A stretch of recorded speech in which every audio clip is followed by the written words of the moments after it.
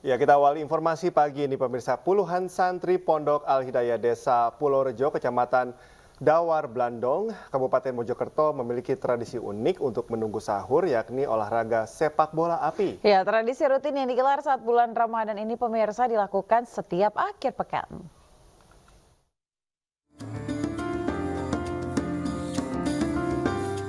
Sepak bola api dilakukan puluhan santri dan santriwati Pondok Pesantren Al-Hidayah yang tergabung dalam perguruan silat Pagar Nusa. Sepak bola api dilakukan di halaman pondok setempat dengan menggunakan 2 buah kelapa kering. Sebelum dimulai, buah kelapa direndam terlebih dahulu dengan minyak tanah selama sehari penuh agar meresap. Jika bola sudah siap, maka para santri dan santriwati akan duduk melingkar. Layaknya permainan sepak bola, bola api ditendang, diperebutkan, dan ditangkap menggunakan tangan, seolah kiper yang menjaga gawang. Mereka seakan tak merasakan panas saat bola api menyentuh kaki ataupun tangan. Sepak bola api dilakukan mulai tengah malam hingga saat sahur tiba. Ya, ini kegiatan yang tiap rutin dilakukan oleh para santri Pagar Nusa di Pondok Pesantren Al-Hidayah untuk mengisi kegiatan ketika malam hari di bulan Ramadan tidak luyuh. Menurut para santri, sepak bola api harus dilakukan dengan hati-hati dan tidak untuk dicontoh oleh orang awam. Olahraga ini rutin dilakukan selama Ramadan di Pondok Pesantren Al-Hidayah sejak 5 tahun lalu. Dari Kabupaten Mojokerto, Solahuddin Ainus melaporkan.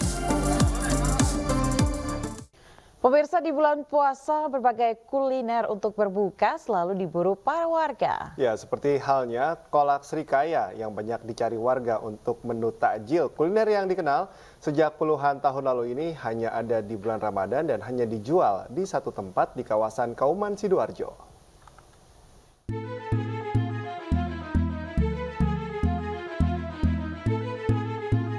Berada di kawasan Kampung Kauman, Sidoarjo, keberadaan kuliner kolak srikaya hingga kini masih dikenal warga sebagai salah satu menu kuliner Ramadan khas Sidoarjo.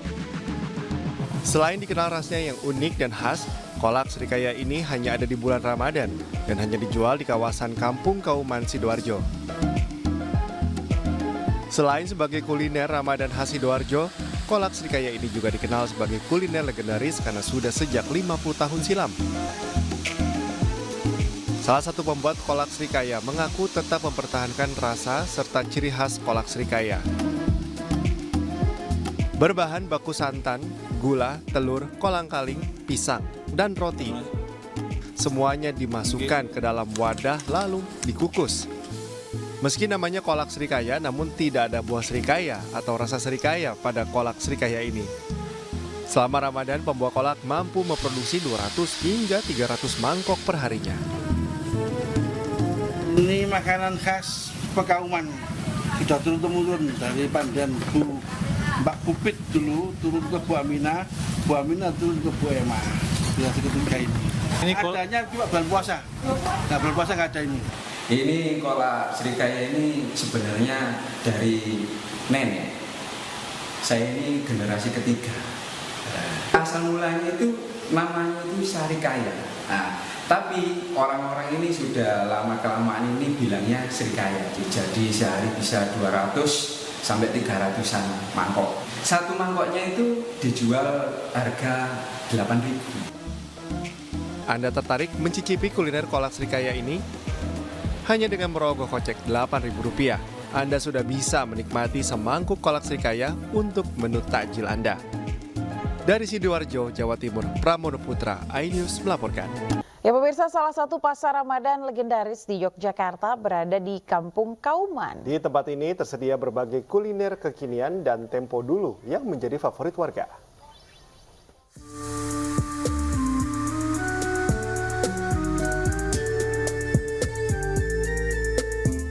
Pasar sore Ramadan Kauman telah ada sejak tahun 70-an. Hingga saat ini selalu ramai dikunjungi warga untuk berburu takjil. Di dalam gang sepanjang 100 meter ini terdapat 50-an pedagang yang menjajakan takjil sebelum waktu asar.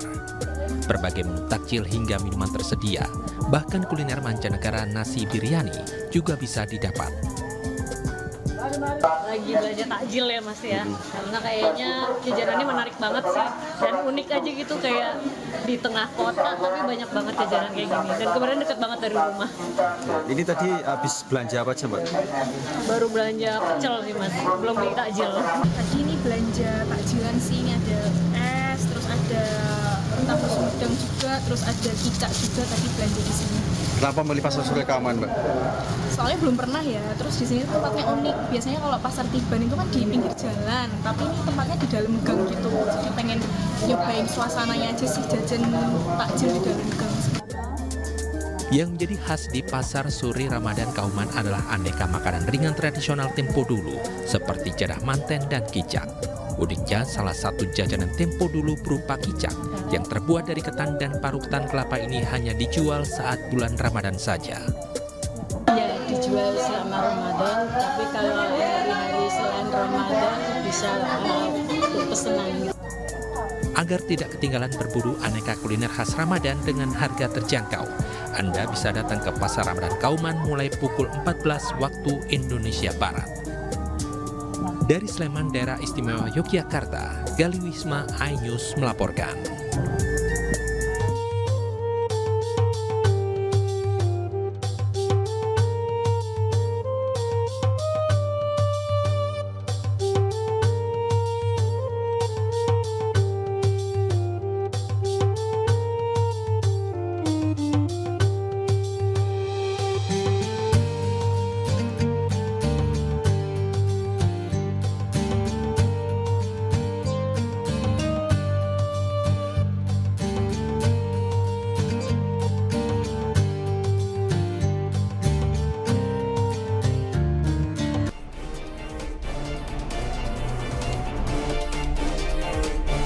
Gugatan perselisihan hasil pemilihan umum PHPU resmi diajukan pasangan calon nomor urut 03 Ganjar Pranowo dan Mahfud MD.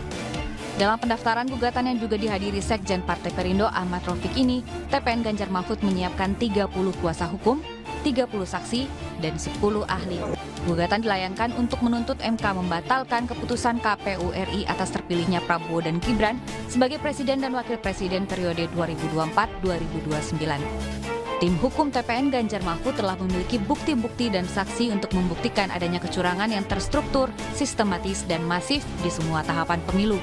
Inilah masa-masa yang krusial bagi MK, karena MK dengan adanya keputusan 90 yang meloloskan Gibran sebagai calon wakil presiden dan menjadi wakil presiden yang telah diputuskan oleh MK hari ini.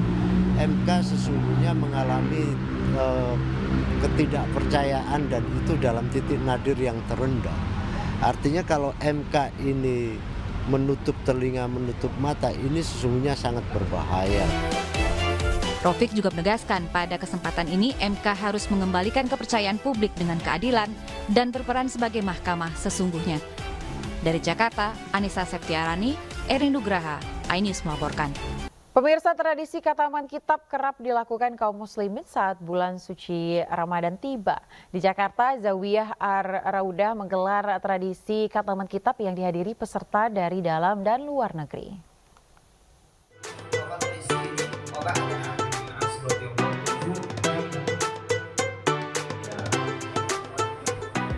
Ramadan merupakan bulan istimewa yang dirindukan seluruh umat muslim sedunia. Pada Ramadan tahun ini, Zawiyah Ar-Raudah yang berlokasi di Tebet, Jakarta Selatan, menggelar khataman kitab Riyadhus Shalihin bersama Kiai Haji Ahmad Marwazi.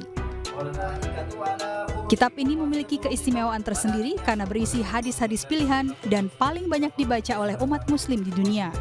Kitab Riyadhus Shalihin ditulis oleh ulama besar bernama Abu Zakaria Muhyiddin bin Syaraf An-Nawawi atau yang biasa dikenal dengan Imam Nawawi.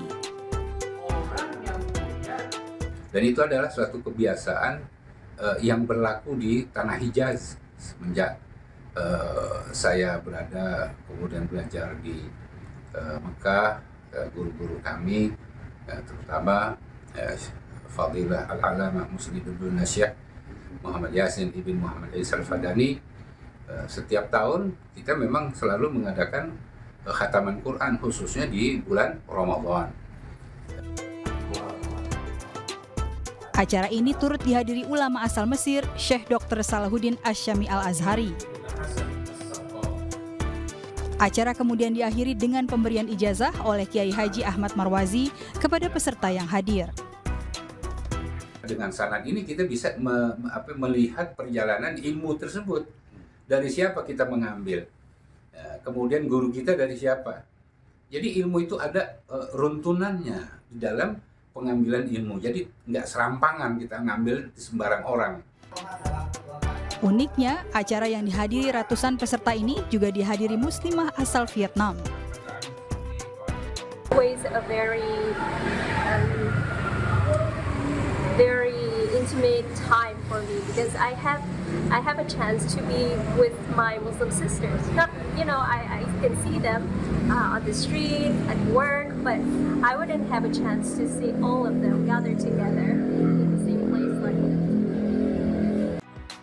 Diharapkan acara ini dapat menghidupkan kembali tradisi pembacaan kitab di wilayah Jakarta selama bulan Ramadan.